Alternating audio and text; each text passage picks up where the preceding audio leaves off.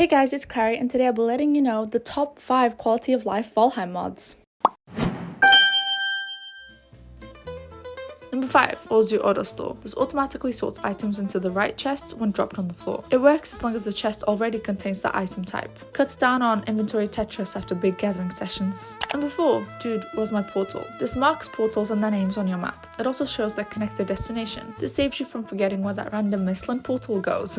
Number 3, Plant Easily. This lets you plant in rows, clusters, or even freestyle chaos mode. This eliminates the tedious one seed at a time planting. This is great for players who want resources without spending hours farming. Number 2, Azu Crafty Boxes. This lets you craft directly from nearby containers. No more running back and forth for missing items. It keeps crafting smooth and uninterrupted. And number 1, Extra Slots or Azu Extended Inventory. This adds extra inventory slots for gear, arrows, tools, or utility items. It lets you hotkey more items for quick use. It keeps you flexible in fights and exploration without leaving loot behind. And it's easily functionable and configurable.